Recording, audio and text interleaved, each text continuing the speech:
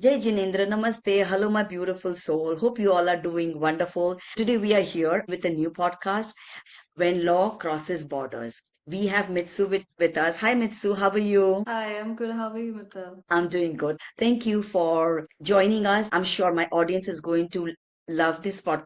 Friends, this isn't legal advice. It's a global conversation about law, power, and protection. Please don't take this as a legal advice. If you have any issues, consult your attorney, lawyer, and go as per their suggestions.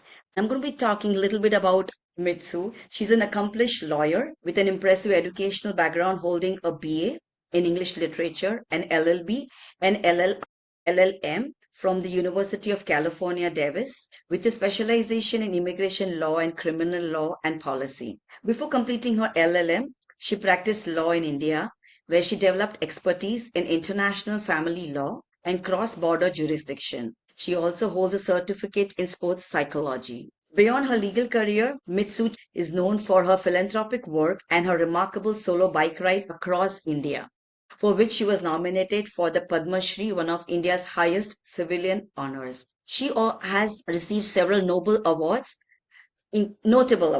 including an honorary doctorate in humanities from California Public University, the Gaurav Gurjari Nar Award from the Gujarat Cultural Academy, and the Noble Asian Award from the World Record Foundation. Additionally, she was a speaker at the United Nations World Emerging Leaders Summit in Bangkok in 2022. This podcast will explore family law, immigration, and safety through an international lens. We look at why attorneys' fees are regulated, what happens to the immigration dependency, the power imbalances, relationships. Again, this isn't a legal advice, it's just a conversation wherein we will try to give you all information. It's a little bit, if in case you want to talk about your experiences with couples, with husband, wife from India who are over here, and then they go through issues. It is said that the biggest cause of divorce is a marriage, and that is very much true. Let me start. It might find numerous, but it's also a fact. And I'm a second generation lawyer. My law firm, my mom is a lawyer, my dad is also a lawyer. My dad was a government officer. He retired and he pursued law. My mom has been lawyer since 40 years now. As in India, we do not have like specializations that you have to practice in particular specialization. It's family law, criminal law, right? In India, lawyers practice every law that is possible. And then only you are a good lawyer because then you have knowledge, all round knowledge of law. Unlike what you see in US, Canada, Australia, where we have lawyers specifically practicing in particular domain, Yes. right? So that's what the distinguish I want to make because we are too technologically advanced these days. And when Indians who are abroad, whether it's US, Canada, Australia, Middle East, Poland, Finland, they look for international lawyer through the lens of the country they are in. And that's one of their biggest disadvantages. And I can start talking about AI, Gemini, DeepSeek, ChatGPT, because those are, come on, those are fun clients. I won't say no, but it's also the sadder side of our society. First discussion point question would be, what happens when a mother is in that abusive relationship? The child is born in USA, she's on dependent visa, and she does not know what are the laws recourse for her. If you could touch upon that topic. If you are from any country, let me tell you one thing, that first thing that is important is law of the land. Any country, you're just talking about US, but I would like to talk globally. Every country has laws for domestic violence because in every country there has been history of oppression of women. And to tackle that, there are specific domestic violence laws, whether you talk about India, whether US, or Canada. So when you are in an immediate danger, like there are different type of domestic violence. I will not speak of all. There are so many categories, but we'll speak broadly. There is physical domestic violence, there is mental domestic violence, and there is financial domestic violence, which Yes, people are not even aware about. So physical, it's very easy to record. If people don't do it out of fear or at that point of time, their presence of mind is in just in securing themselves and not getting the evidences. So it's not easy for that particular person to do it, But if you are in an abusive marriage or a relationship and you are well prepared, if you know that how much your evidences and documentation will help you, then you would be prepared for it. So I can safely say that for physical domestic violence is easy to get evidences. For mental and financial, it is hard. Now, so many people ask me, what is financial domestic violence? We know what is mental domestic violence. Mentally, Hmm. mental cruelty, any type of narcissism. If you have a narcissistic husband, that's a Hmm. type of mental cruelty. But financial, I want to talk about financial domestic violence because most of the women who are abroad, they are earning.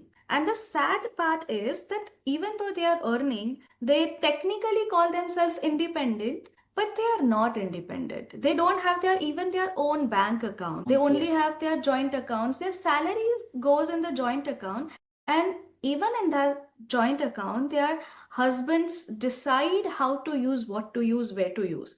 Now, see, as someone, though you may call me a divorce lawyer, but I'm a person who would always try to amend relationship and marriages. Now, coming back to the law, this financial abuse that we talk about, they don't have their own bank accounts. Now, it's not just about any legal emergencies, but medical emergency or any type of emergency. If they need money, they have to ask their husbands. And it's not always that your relationship is gonna be good.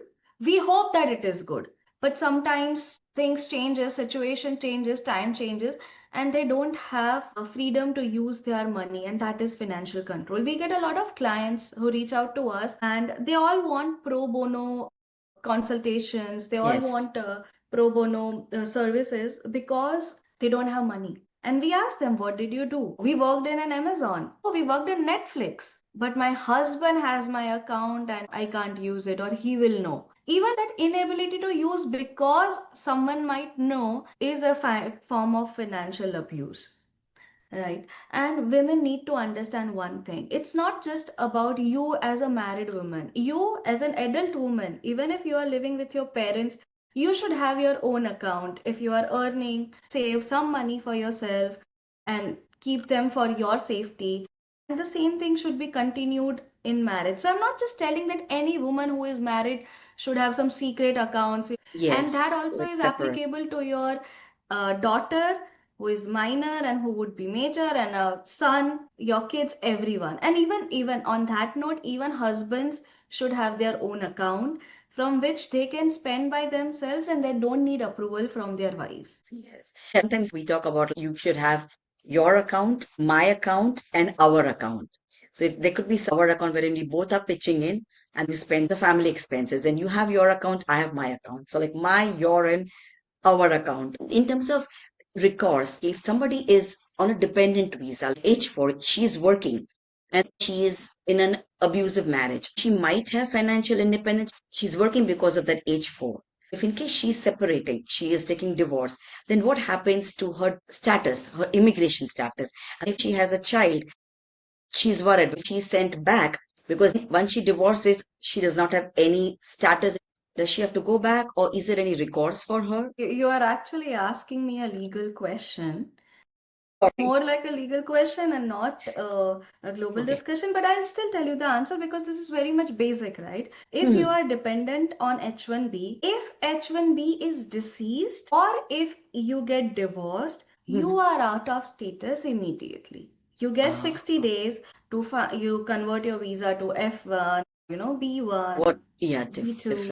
or get your own H1, but because your status is as tied to another person, and when you have no relationship with other person, at that point of time your status is also, you are out of status is what you can say. And Okay. therefore people have come to realize in this recent days that apart from having an attorney from US or Canada or uh, Australia or whatever country you are in, you need to have an international lawyer along with that, so they know laws of the country that you are in and they know the laws of the country that you will be sent back to, where you are actually married. So execution of the decree from any country is very easy. Now let me give you an example.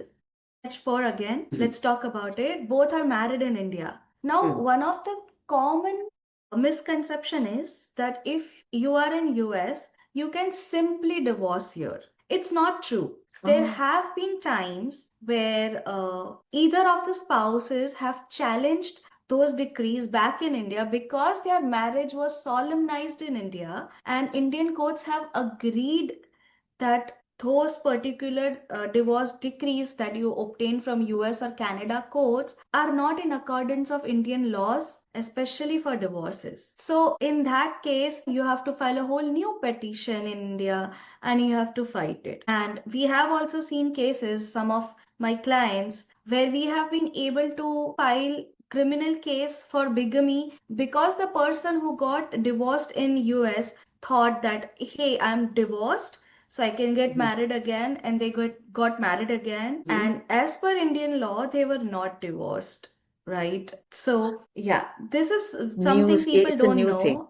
Got So it. Okay. talking to about recourse, every country provides you something called as restraining order, protection order. You should go and talk to the law enforcement. You should reach out to any of the non-profit organizations. But please do remember that non-profit organizations are also businesses, right? A lot of there are good non-profit organizations and there are bad non-profit organizations. Good organizations will help you, but bad organizations, the cases that have come to us, they have exploited also women on a very big level. Big organizations, I don't want to name them, Mm-hmm. but they have kind of trapped a woman, showing that we are helping you. And at the end of the day, we got to know they were trapped because, first of all, they spoke to someone who was a non-attorney and who was just a social worker. So there was no attorney-client privilege. So the same story that she went through was told to different people in the society for getting donations, charities, and grants. The photos were used of the lady and the child, and she felt violated. Do all the due diligence when you reach out to non-profit. And again, let me tell you, that's not wrong. Non-profit organization is also a business. They also have salary to pay, right? They have this different type of tax forms and everything. They get some tax breaks and stuff, but that doesn't negate this thing that they also need money to provide you the services that they are providing. Yeah, I said they need to first take the client into confidence. Personally, I don't feel comfortable with taking someone into confidence because at that point of time when someone comes to you, they are already vulnerable. They'll do Uh, anything. I kind they. of don't agree with that. Again, this is my personal opinion, and people who No. do it are doing great job. They are helping out. But I kind Mhm. of don't like it, and my client who went through all this thing did not Mhm. like it. That her daughter Oh. photo was shared, or that Mm. these people we have given them shelter, they were living with someone. And the people they were living with, they were treating like this person as a maid, and she can actually not complain because it was not kind of maid because they were helping and this was a shelter. Uh-huh. So there are a lot of nuances that I can talk about example by example, but this is Mhm. it. So yeah, you can reach out to 911 or your local law enforcement number is. You can reach out to court. In every court they have self legal help sections, so you can go there, you can talk to them. But if you think you are in danger, please don't think that my visa is more important or staying in US or Canada or Australia is more prestigious than your life, because trust me, it is not. I think most of them are not aware of the self helping group Self-aid, in yeah. self-aid in the courts. So you said in the Yeah. court building has that? Yeah, every court building has where you can go and talk to them, you can ask them what forms to file, how to file, and they will help you. Wow. Okay. My audience will surely, find this very helpful. The next point would be to continue with this. When one of the partner takes the child and goes to India, like many times they say they're going for vacations, and once they are there, they don't want to come back. Then either they want a divorce or they want the other partner to come and stay with them in India and they don't want to go there, but they have the child with him or her. And if the child is a US born child, what can they do? So, as India is a non-Hague Convention country, Yes. so Mhm. let's talk about what is Hague Convention country. Hague Convention for parental abduction. So in country like US, you Mhm. recognize one partner kidnapping your kid. But as per Indian laws, a parent, be it a he or a she, cannot kidnap their own child. Again, there are laws that we can prove that the kid is kidnapped. Okay, that Mhm. is as per the BNS, we call it Bharatiya Nyaya Sanhita, which was also known as IPC, which is Indian Penal Code. So we do I have laws understand. according to that. But as per Hague Convention, you as a parent, you as a mother, are not kidnapping your kid. The second thing over here is if a mother does it in Indian law and even law across many other countries, they say that mothers are the natural guardians of a kid, especially a kid who is under 4 or 5 years of age. So if any of the spouse takes your kid to India, then Hmm. in that case, you do have legal recourse. You can file a habeas corpus in Indian court. You can file for a custody in Indian court. See, land law of the land The is land. actually in place. If your kid is in the possession of or on the land of India, that Hmm. law applies to them. You can't claim. We have seen this. A lot of people claim superiority that oh, kid is a US citizen. Oh, my kid is a Canadian citizen. Oh, my kid was born in Dubai. But that doesn't matter. The only thing across the world and all the court matters is what is the supreme well-being of a kid. Yes. So across the world, if kid is in India with a mother Mhm. can apply for their custody and mother can actually say or a father can actually say that you know what, I was in an abusive relationship. I got a first chance to take a flight and come back and I brought my kid back. And law will provide her or him necessary protection. And that is also there in other countries, right? Yes, there will be investigation if there are complaints, criminal complaints filed on you. But if you are not wrong, then you have nothing to fear. But if you are wrong, like if your partner has done this and you are wrong, you can file a criminal complaint, you can file a civil liability, you can file for uh, child custody, and you can also file for habeas corpus in higher court and you can get your kid back. We have done that all the time. Like this is not something new. I have been hearing about these cases since like 20 years now. Yeah, So and I have just been in practice for like 10 years. I do. what I understand is if a partner, one of the parent takes a child in India and still the parent in US can file from here, it's maybe long legal procedures, but can get the child back. That's what I Yes, understand. and when a kid is involved, it's not a long thing. To be very Oh, honest, it's not a okay. long process. Yes, we do have a different judicial system. Like Hmm. in US, if you file for Supreme Court appeal, then Supreme Court actually decides if they want to take your case or not.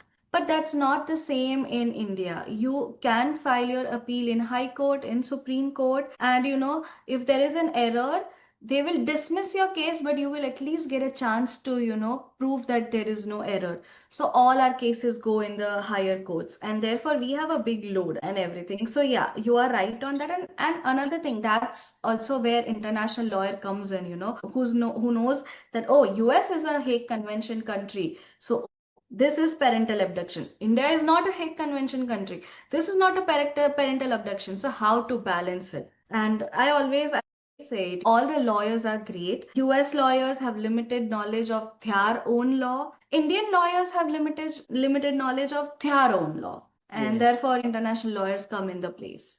And then you spoke about properties. My next question is related to that.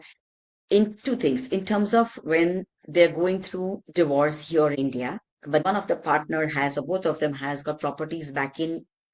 So when couples get divorced here in US, one or both of them have properties back in India. Sometimes we are not able to trace the title of the properties and bank balance they have back in India.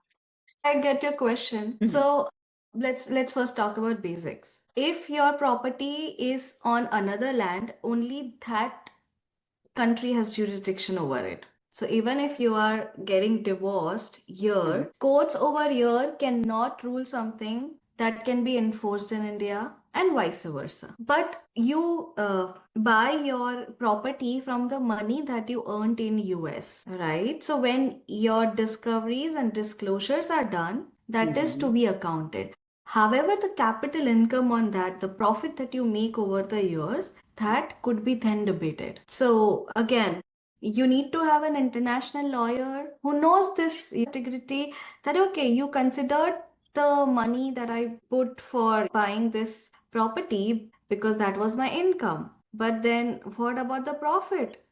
That is also to be considered, and also the debt. So a lot of people, even though they earn here, they have debt in India. Yes. Even that is to be considered. So if you know someone who is a good lawyer who can understand this dual jurisdictions, then you are at playing safe. Otherwise, there is always a question of any judgment, any legal judgment by the court, we might think is very much fair could turn out biased because we fail to provide them information. It's not the court, it's us. So, any property which was bought before they got married is absolutely their own Yeah, individual. that's their own property. After marriage, if they have bought some property, but you cannot trace the funds. If you have the white money, your funds are always traceable. But where you are, it's not just women, but even men are at loss is we have a concept of Stridhan. Stridhan is what? Whatever gift that you get during marriage from your in-laws, your husband, your family, that is Mhm. yours to keep, not to return. And there are some similar laws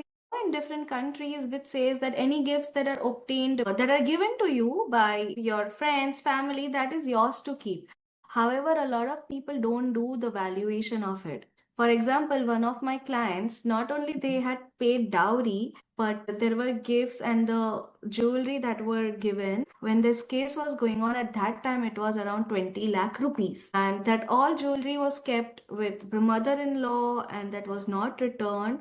But because they got divorced in US, that wasn't even considered. And there was nothing that said that that should be given to her back or not. And that's when she came to us and we spoke to them and we figured it out. Like the husband was a nice person, was like, oh yeah, like fine. And even that lady did not think of it that this is only mine because somehow mother-in-law always said that this is my asset that I have given to you at your wedding.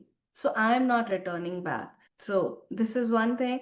And we have similar case on other side where this lady's mom is like, no, no, we gave her gold, we gave her 30 tola gold, while they had not given 30 tola gold, but the mother was saying to inflate the amount. So we have seen Uh-huh. cases on both the side, and then we had to talk to them. And luckily, most of our Indian marriages that happen, we do write how much gifts we are giving, how many saris, silver, gold you are giving, and then you take sign of your punch. So we have all this noted. Yeah, a lot of most of the Indian marriages that happen in a traditional Indian way has this thing. Yeah. Only the marriages that of the people who say we are too modern to follow our own tradition and we will make our own traditions, that is where they lag because they don't consider it. Somehow, believe me or not, our Sanatan Dharma or our Hinduism especially that have been very, very, very well organized from the very start. And therefore, you see, we get to know even Sita how much she was given when she got married to Ram.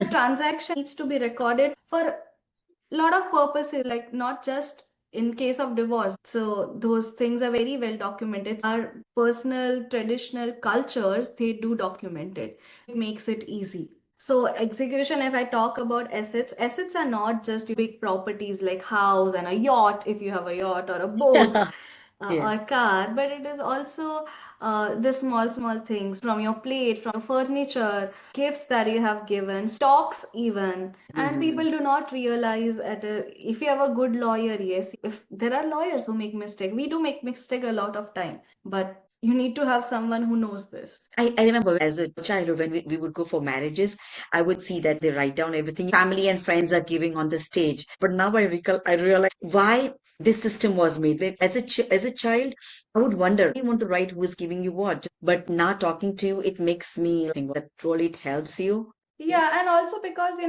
our society, a human society, we have certain expectations from each other.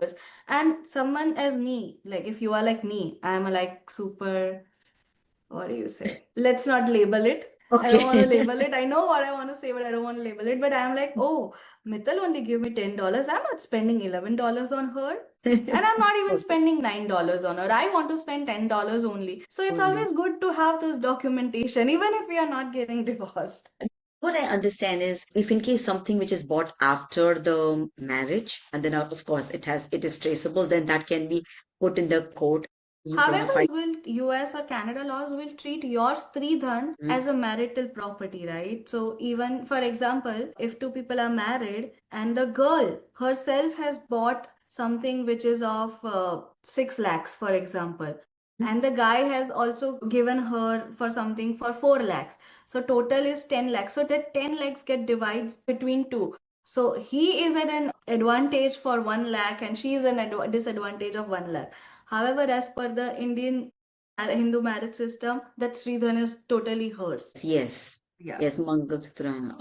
And now, if she knows or he knows that the partner has something back in India, but is not able to trace, or in the discovery, you can see that one of the partner has transferred a lot of money to family and friends in back in India. And it's in a discovery. So you can see in the bank statement that, she has given it to uncle, auntie, brother, sister, niece, nephew. And generally when, somebody is in this relationship and knows that maybe, it's not going to go long. So what they start doing it maybe a year or two in advance, they start dispersing the so in this case, when you can see, but today he will say, I don't have anything. She will say, my bank balance is like dollars, $1,000. Then in this case, what happens? Can we get the money back? See, as I said, I go back to my point number one. Whatever you earned is also considered, right?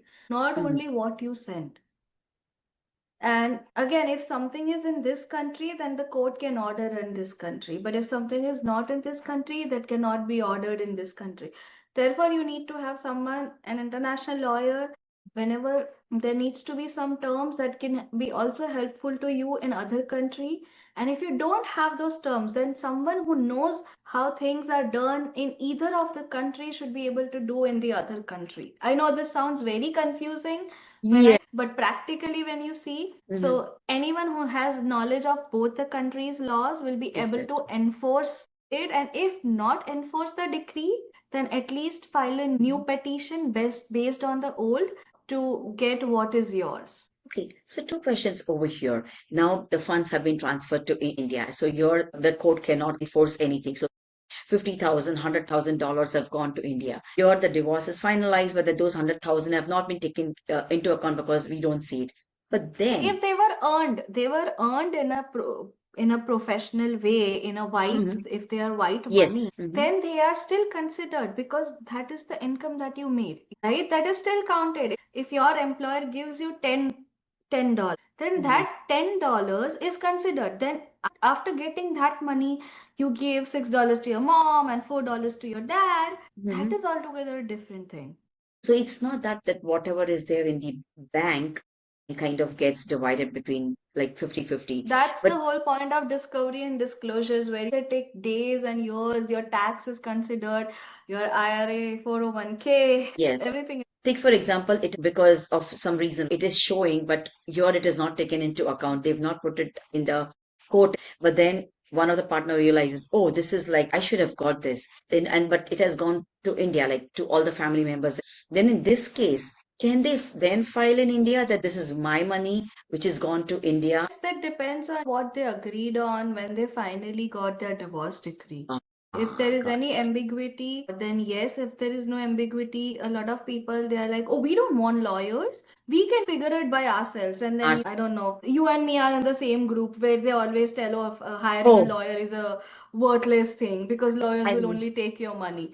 In that yes. case, you don't have option. Option. I feel everybody is a lawyer over there. Like everybody is, Oh, legal experts over there. I know. Yeah, in that group or the discuss. So now, if somebody has got divorce over your finalized, and then he or she will not get anything back in India. But what about the children, the partner's property? Let's say father's property back in India. So what about the child?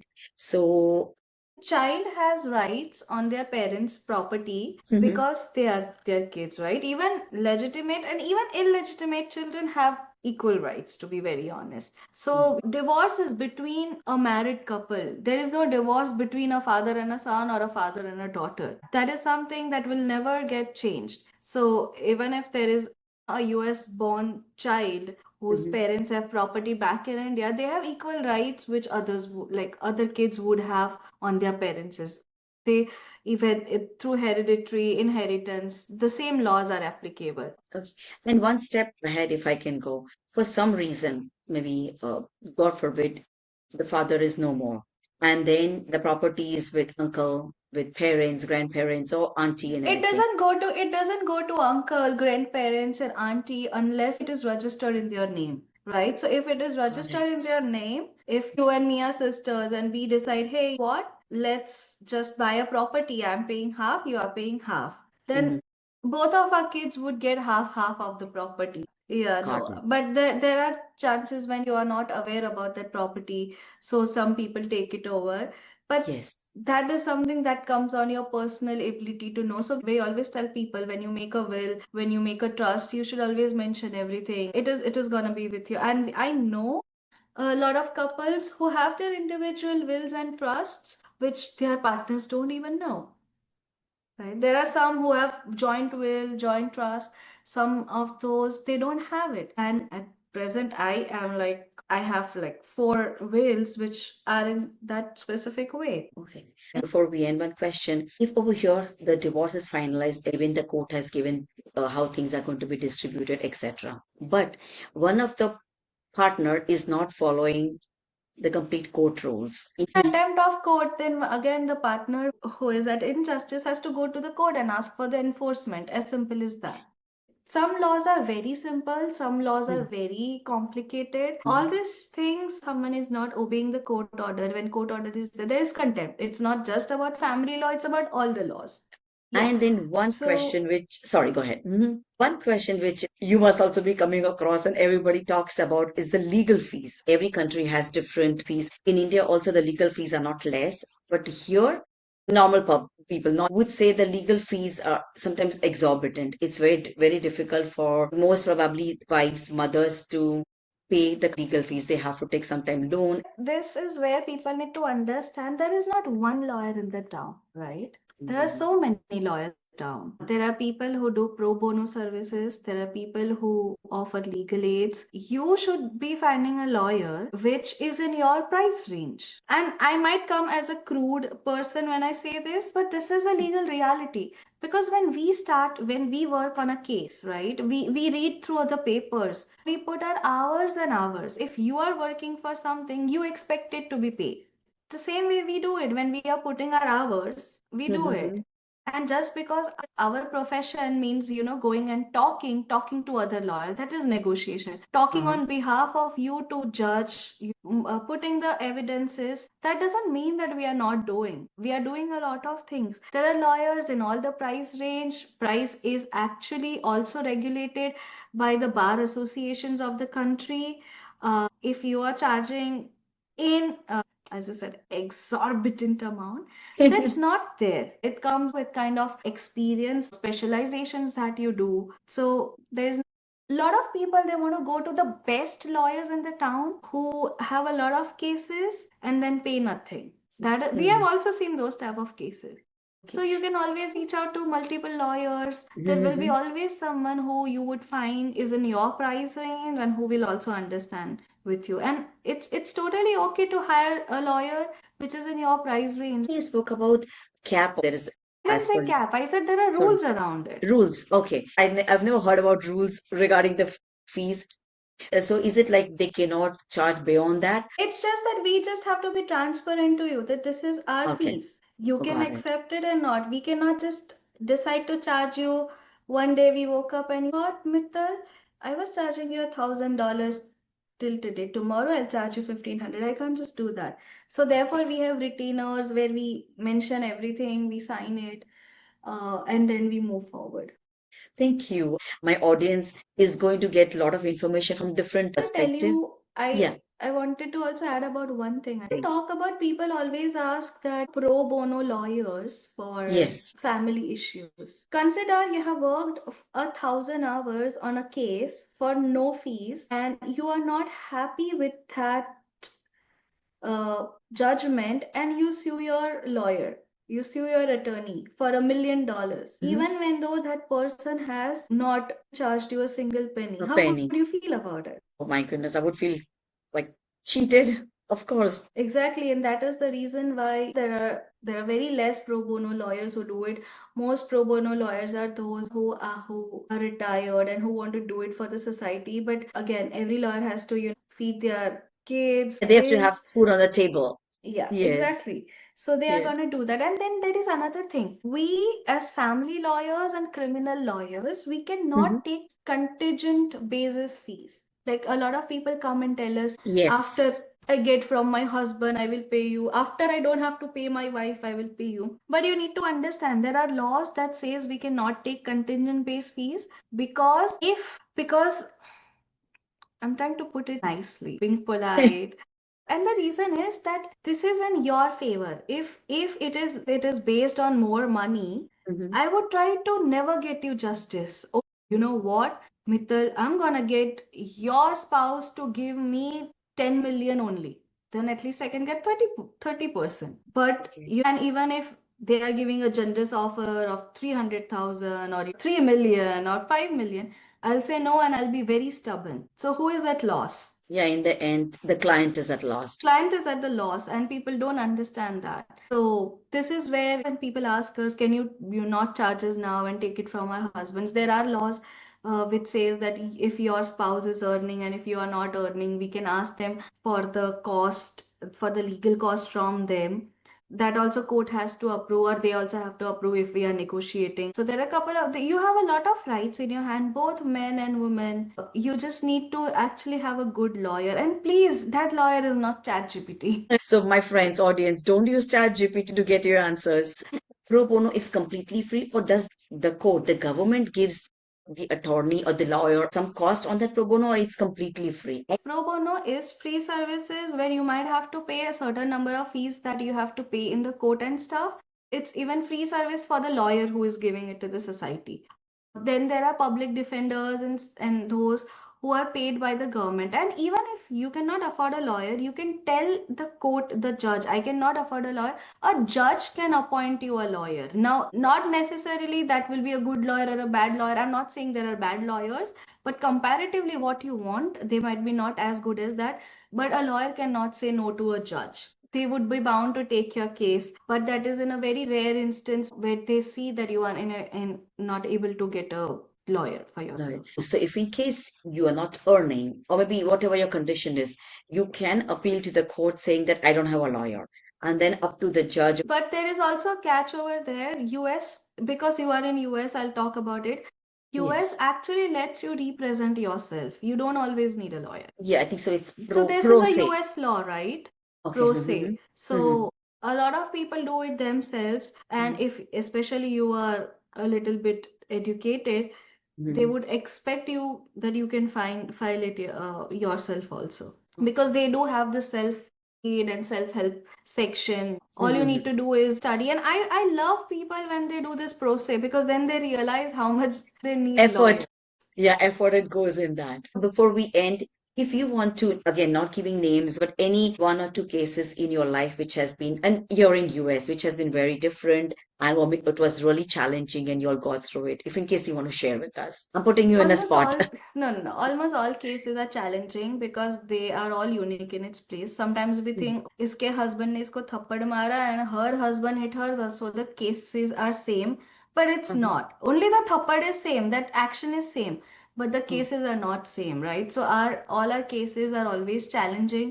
I'll tell you one of my cases from Canada. So this lady married this guy. Mhm. He brought her to Canada on tourist visa, filed for her paperwork for PR, Mhm. and after that, they both had a fight. He started locking her in the pantry without food and water for days. And then one day she had to run out of the house and she lives in shelter right now. But before leaving house, she decided to take some watch and stuff. So basically, she has a case on her with say, first of all, she's out of status because her husband just Did not do the decided one day papers. that, yeah, pull the papers, but decided one day that he doesn't want to sponsor her. So she went out Oh. of status. Second, Mm. she has criminal case on her because she stole things from her own house, which is not actually stealing, but it is still Stealing. stealing because you did it, right? Okay. And she didn't have lawyers, she got arrested. Now let's get into her backstory. She reached out to us 4 years ago when she was getting divorced, and we told her that the divorces that are done on notary and the divorces that are done outside of India for a marriage that was done in India are not acceptable. And she did not listen at that time. So, right now, when she's going through all this thing, her husband filed a case of fraud on her and also filed a case for marriage annulment because she was not technically ever single or divorced. She was always technically married because her first divorce happened in Middle East in Dubai. To confirm it, she did a divorce on notary, but she never got to a court and got a decree. Or she never validated her decree that she received from Dubai's court. So she was technically still in the first marriage. Exactly. So the second marriage is not a marriage. Was void, and it is not what India's government said. It is what Canada's immigration system said. Oh, so she, The oh, so she, marriage, the divorce or annulment is still pending. so what is divorce on notary? So a lot of people think that you can do a divorce agreement and get it notarized, and that is a divorce, which is wrong. Oh, And I wow. had similar cases in US where Mhm. they got divorce decree in US, and when they tried to change their names in the bank, remove the spouse's name in the bank, change their names, and remove the name from the passport, they actually did not get a response first. And then when they got a response, it was said that foreign decree is not valid directly. You have to get it validated by a civil court in India.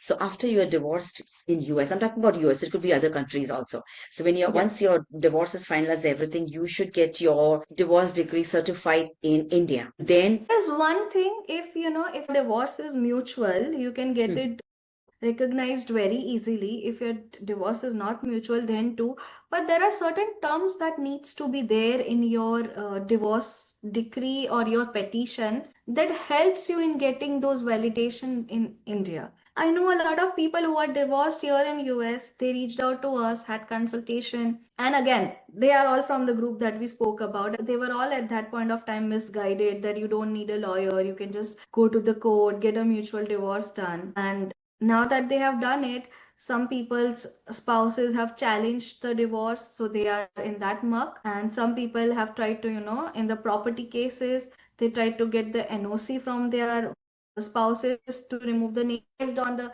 divorce that happened. Now the spouses change their mind, and in some places, it's as simple that the government or even certain private organizations are just not accepting it because it does not qualify, it does not have certain terms that are needed. too complex. I think so. Having an attorney, an advocate, a lawyer is very important when you're going through, say, contested divorce. A mutual divorce. So if you all are going through divorce and if you all want to even go uncontested, please have an attorney, a lawyer, so that it is done in the most technically, legally correct way. Thank you, Michu. My audience must have got a lot of information. And after some point of time, we will do another podcast where we will bring other aspect of divorce, marriage. Jai Happy Jinendra, namaste. holidays. Yeah. Bye, my beautiful audience. Thank you.